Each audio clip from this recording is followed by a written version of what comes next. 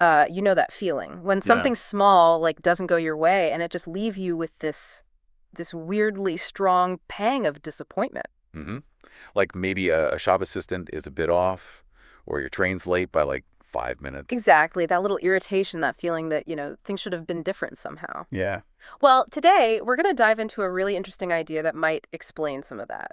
It's this concept of the shadow self. that's right. So for this deep dive, we're looking at this shadow, which what we mean by that is basically an inflated sense of self-importance, the kind of ego-driven way of seeing yourself in the world. Okay.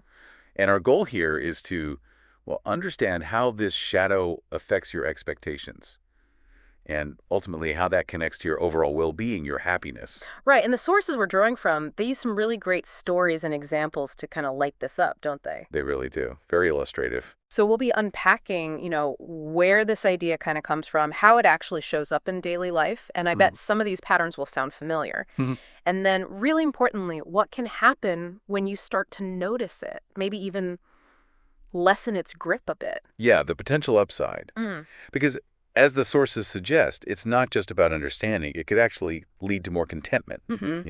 Yeah. more appreciation day to day. Okay, so where should we start? There was that fable, wasn't there? The fox? Ah, yes, the fox. It's a Yeah. great starting point. Oh. So the story goes, there's this fox walking along early in the morning, the sun's low, Uh-huh. and he sees his shadow stretching out really long in front of him. Mm-hmm. And looking at it, he thinks, wow, look how enormous I am. Right. Gets a big head, basically. Exactly. Puffs himself up.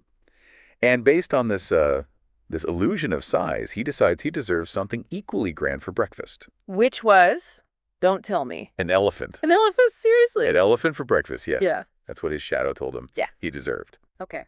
And, spoiler alert, I'm guessing no elephant showed up. Predictably, no. No elephant appeared.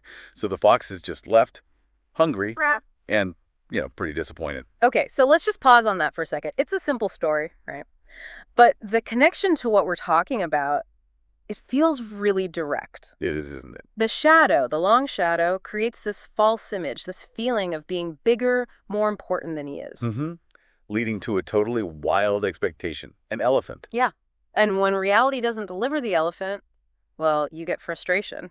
Hunger, in his case. That's the core link right there. Is inflated perception leads to unrealistic expectations, which leads to disappointment. It's that simple dynamic. And you're saying that's kind of how our own internal shadows work, just maybe a Uh, bit more subtly? precisely.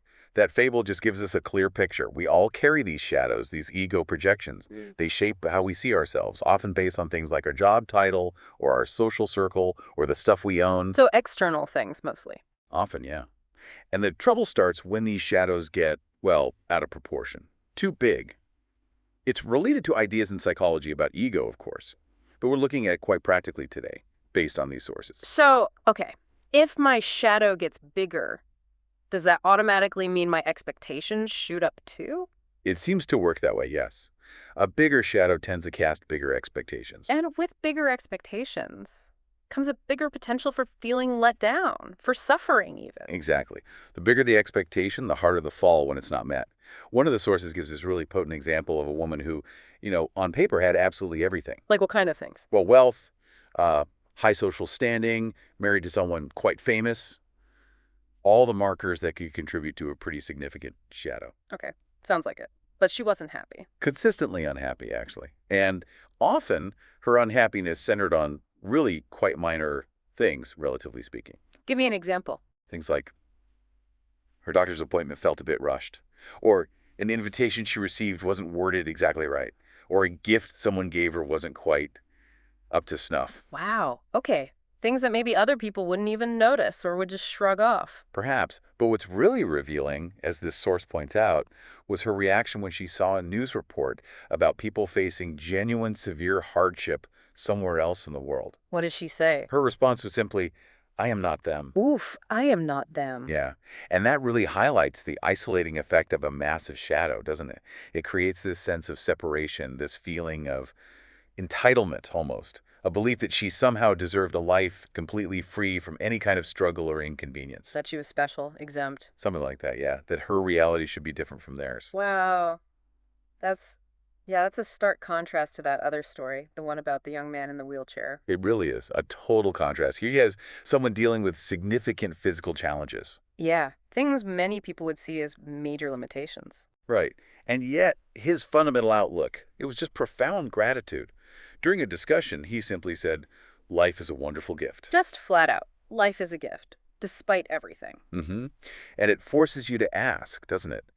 How can someone facing those kinds of challenges express such deep appreciation while the person who seems to have every material advantage feels constantly dissatisfied? It comes back to the size of the shadow then. It really seems to be the key difference suggested by these examples. The privileged woman's shadow was huge, leading to constant, unmet demands. The young man's shadow, presumably much smaller, allowed him to see and appreciate the fundamental goodness of just being alive. So it's not about what you have externally, it's about this internal perception. Exactly. More stuff, more status. It doesn't guarantee peace. In fact, it can inflate the shadow and lead to more dissatisfaction. And conversely, facing challenges doesn't automatically mean misery. A smaller shadow can allow for immense gratitude. Okay, so the more we get things, achievements, whatever, the bigger our shadow can get, and the more we expect, leading to feeling let down more often. That seems to be the pattern, yeah. Whereas if the shadow isn't so dominant, we're more open to finding joy in, well, just the ordinary stuff. Right. Which leads to the next thought. What would it actually feel like to live without this shadow altogether, or at least with a much smaller one? Hmm. Like, imagine just not having that constant feeling of entitlement, not having those demands rattling around in your It head. sounds freeing, doesn't it? Yeah, almost. Liberating. If you genuinely felt the world didn't owe you anything specific. Exactly. Your whole perspective shifts, doesn't it? Instead of feeling like you're owed, like you're lacking something, the world itself starts to feel like a gift.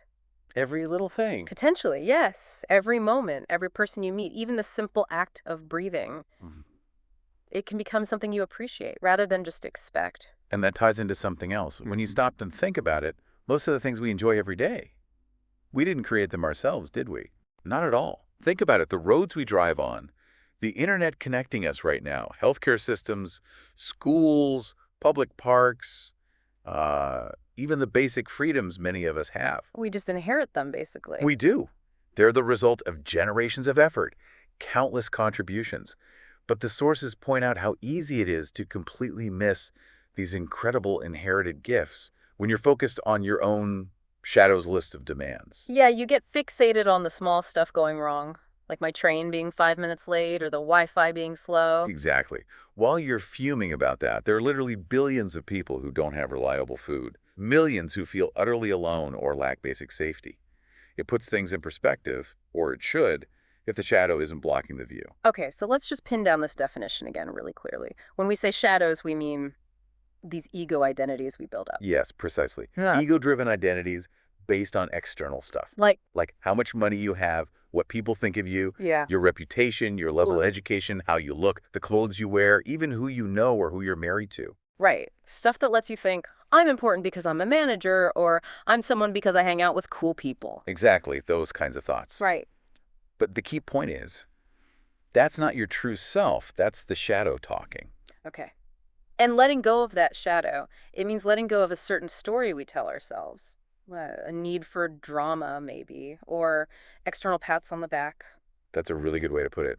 It's about releasing that need for life to constantly validate your importance or to be this big dramatic narrative starring you. Uh-huh. Think about this example. Yeah. Say a friend just walks away, stops calling, no explanation. Okay, that hurts. Sure. And the ego, the shadow, immediately jumps in with a story. Right. I've been rejected. They wronged me. How dare they? Yeah, that sounds familiar. But the soul, the part of you without the shadow, it might just feel gratitude for the good times you did share. It doesn't need to create a drama around the ending. That's a big shift, from feeling wrong to feeling grateful for what was. It is. And that sense of appreciation, once the shadow's demands quiet down, it can really spread to everything, even the mundane stuff. Like what? Like the sound of a truck going down the street, or just, a stranger smiling at you for no reason. These little things can become moments of genuine appreciation. Instead of just background noise or distraction. Exactly. You start appreciating the present moment more. Even just your own body, this amazing thing that lets you walk and talk and experience everything, that becomes a gift too. It makes sense that this would link to mental well-being. I remember reading somewhere that gratitude practices are actually really good for your mental health. Oh, absolutely.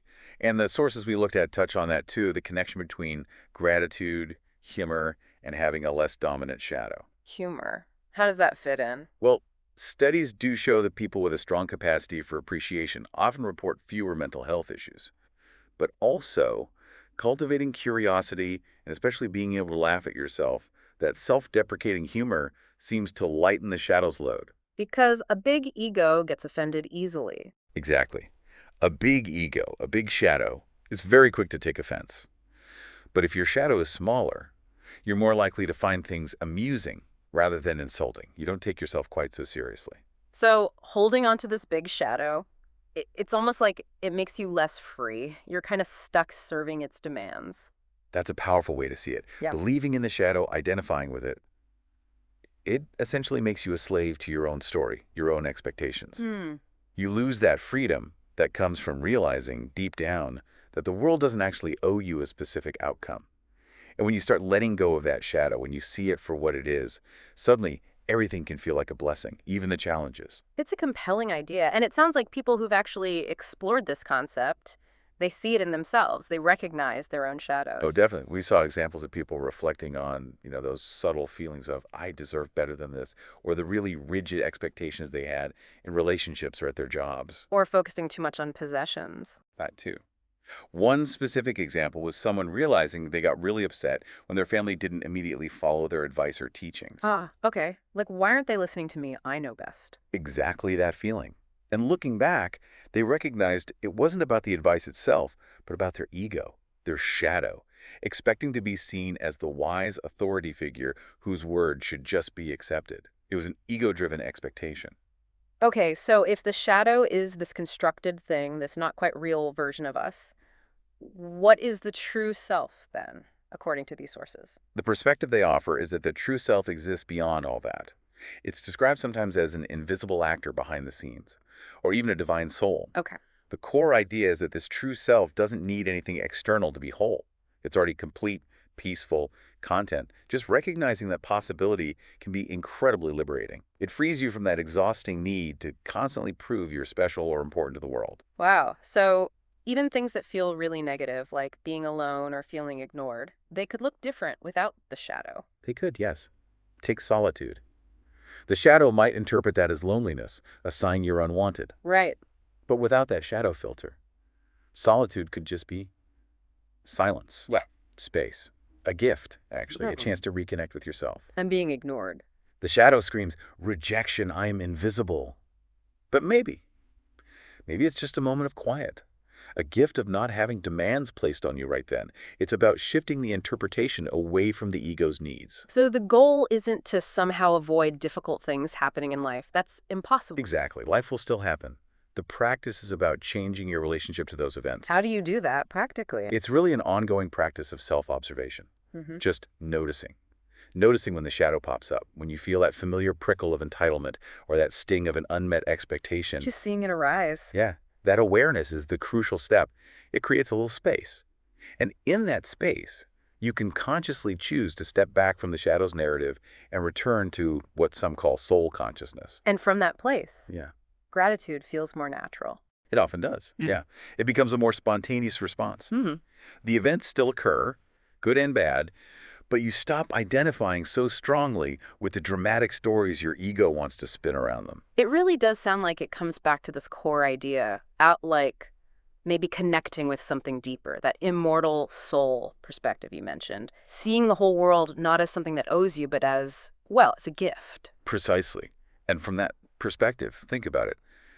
The constant need to demand things, to Mhm. sulk when you don't get them, to compare your life constantly to others, it just starts to fall So away. you're coming from a place of fullness, not lack. Exactly. You shift towards living more awake, more present, more grateful, and ultimately just more free from those self-imposed limits of the shadow. That's a really profound shift to think about. So wrapping up this deep dive into the shadow, we kind of circle back to where we started, don't we? Right. That little pang of disappointment when life doesn't quite meet our script.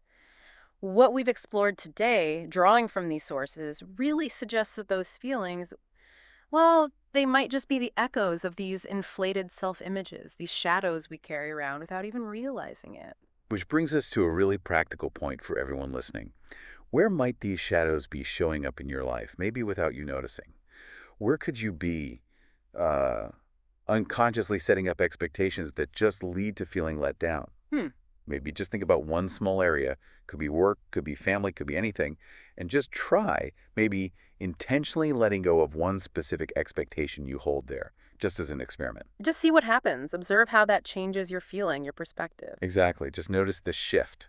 It's a powerful invitation, really. It is an invitation for a bit of personal reflection and the potential payoff, finding a bit more peace, feeling a bit more gratitude day to day that feels like a really worthwhile thing to explore. Agreed. Well, thank you for joining us on this deep dive today. Lots to think about.